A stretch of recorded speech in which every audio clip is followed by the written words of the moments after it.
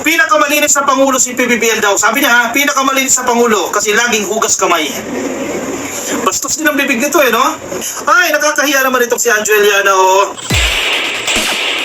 You are lying! Come again, sir? You are lying! Ay, sikat pa ba si Anjo Eliana? Ano pa niya? Aljo? Anjo Eliana? Tama ba? Aljo? Teka. Sikat ba yan? Pero alam ko sikat yan. Noon. Pero ngayon laos na. Anjo. Hindi, Anjo. A-N-J-O, no? Anjo Eliana. Noon sikat. Hindi ba gano'n kasikat, no? In a way, popular, no? Pero ngayon laos na. Sinubukang pumasok sa politika, bigo. Wait lang, ang tanong dyan, may nagawa na ba yan? May nagawa na ba yan sa mga kababayan natin? Nakatulong na ba yan sa mga kababayan natin ngayon? O nakakatulong pa ba ngayon yan? Bakit ang ingay? Bakit walang paninindigan itong Anjo Eliana? Nang una, tinakot mo si Tito Sen na ibubulgar mo yung mga eskabetse niya. Di ba? Trending yan eh. A few days after, binawi mo yung statement mo. Sabi mo, joke lang. Bakit? Natakot ka. Kakasuhan ka raw kasi. Nung natakot, binawi yung statement. Nasaan ang integrity dyan, sir? Nasaan ang pananagutan dyan? Sorry, not pananagutan, o paninindigan. Wala kang paninindigan. O naggagawa ka lang ng ingay para ikaw ay pag-usapan. Pati ngayon si Presidente, dinadamay mo. Ikaw na ngayon ang attack dog, ika nga eh. Another version ng attack dog na mga dilis. Malaki kubarsagang style ito ni Anjo Eliana. Tapos kasi nga, laos na ito eh. May sinabi na naman siya. Ito nasa DZRH News. Hindi ang fake news ha. Chinek ko muna, dinouble check ko na. Oo nga no. Napakadaldal pala nitong Anjo Eliana sa Presidente. Galit na galit sa gobyerno eh no. Ito. Sa panawagan ni Anjo Eliana na sumailalim si PBBM sa drug test. Sir, 2025 na oh. 2020, 2021, yan pa yung panawagan ninyo. Ginawa na po ng Presidente yan bago mag-eleksyon. Nagpa-drug test na po yan. Pinakita pa ni Vic Rodriguez, that time kakampi pa siya ng Presidente. Pinakita pa ni Vic Rodriguez, ginanyan niya pa yung resulta negative. Ngayon, wala kayong ibang maiba to, hinuhukay nyo yung mga lumang issue na na-resolve na. Hanggang ngayon, yan pa rin kayo, pa-drug test pa rin kayo. Oh. Ano yun ito oh? Guwapo eh no? Pero may nagawa ka na ba? Panay ang ngiwi ng bibig nyo, Mr. President. Bastos. Napakabastos nitong Anjo Eliana. Pasensya na sa mga fan nito ha. Mga fan na nakikinig ha. Hindi ko to gusto ever since naman. Panay ang ngiwi po ng bibig nyo, Mr. President. Kumbinsido ang taong bayan na kayo ay gumagamit. Baka naman, Mr. President, na kayo ay magpapa-follicle drug test. PBBM, magpa-follicle drug test raw kayo. Oh. Sabi ng panawagan ng laos na celebrity. Former Parañaque Vice Mayor pala ito, si Anjo Eliana. Kumusta ang performance niya dyan? Bakit hindi nagtagal? Hindi gusto ng tao? Sir, hindi ka naman pala gusto ng tao dyan eh. Oh. Sumagot si Attorney Claire. Makasahin natin response si Attorney Claire. Who are you? Tama, sino? Sikat ka ba? Relevant ka pa ba? Laos ka na eh. Anyway, regardless kung laos ka o hindi, kasi karapatan mo naman yan. Pero sino ka? Look who's talking. Sino ka to demand for that? Anong personality mo para mag-demand sa Presidente, sa pinakamataas na leader ng bansa, na mag-hair follicle test? Bakit? Bakit kailangan ba yan? Para saan? Dahil adik ang Presidente, pinatunayan na sa inyo eh. Tanungin nila si Vic Rodriguez. Si Vic Rodriguez na mismo ang nagsabi. Ano gusto na mangyari? Hindi ka papansinin ng Pangulo kasi sino ka ba? Yan ba ang panawagan ng taong bayan o panawagan mo lang? Diba? Dead ba kayo sa Presidente? Bakit? Sino ka ba? Dilis ka eh. Dilis ka eh. Ano bang motibo mo? Sira ng Presidente.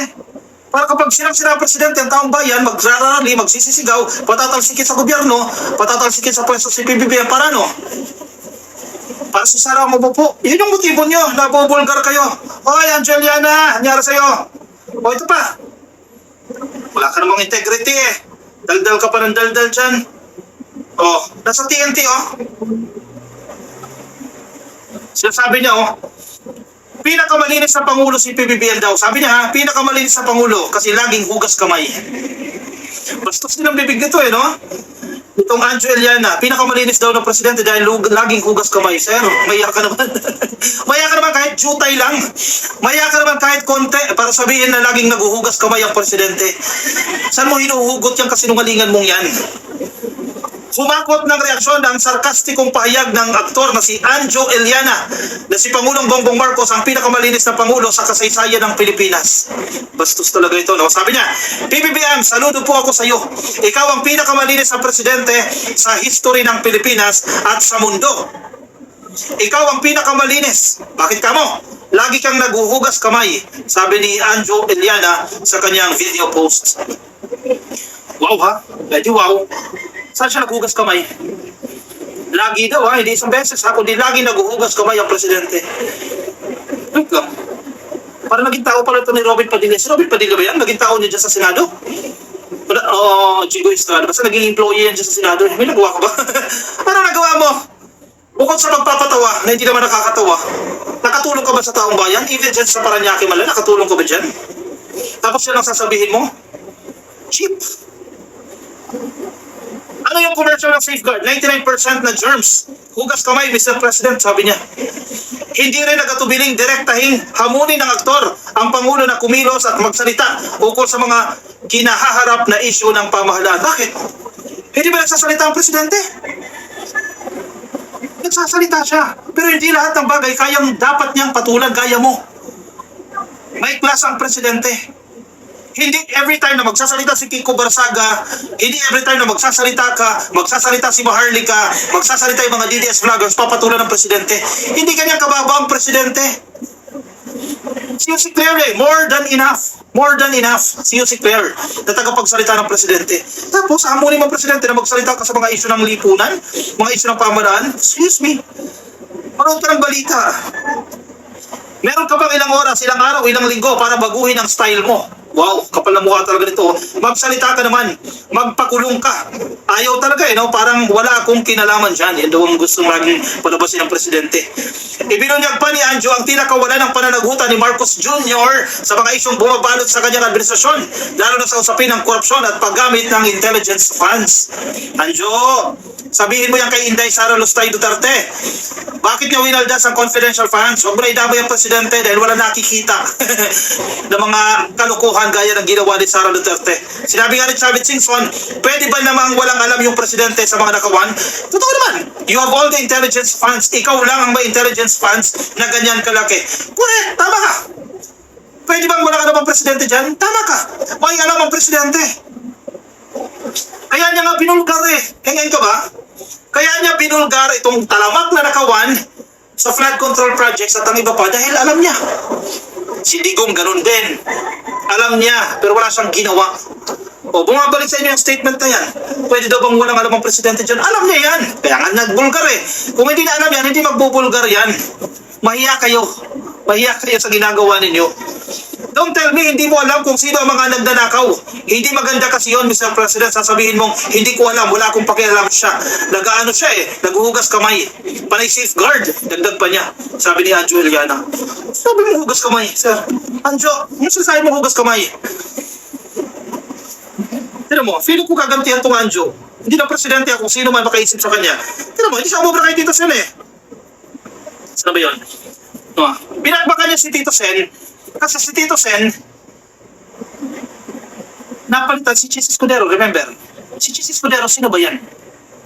Kampon ng mga Duterte yan. Inapalitan ng hindi kampon ng mga Duterte, kaya binabakbakan nila si Tito Sen. Sinisiraan nila ang reputasyon. O sige, may iskabetsi daw. Alam mo, Anjo, kung ikaw talaga seryoso dyan, ibubulgar mo yung iskabetsi niya, bakit kailangan mo pa mag-warning? Kailangan mo pa magpasintabi. Bakit? Naghihintay ka ng kapalit. Naghihintay ka na aregluhin ka. Ganon yun Tinatakot mo si Tito Sen. O sasabihin ko yung iskabetsi mo simula 2013. Bakit di mo pa sabihin? Para magpa-areglo. Kung inareglo yan o hindi, pero I don't think papatulan siya ni Tito Sen. Hindi ang salita. Bakit natin papalutan yung chismoso na yan? Papatulan yung chismoso na yan. O kinabukasan, joke lang daw. Ay, joke lang. Ay, nakakahiya naman itong si Anjo Eliana.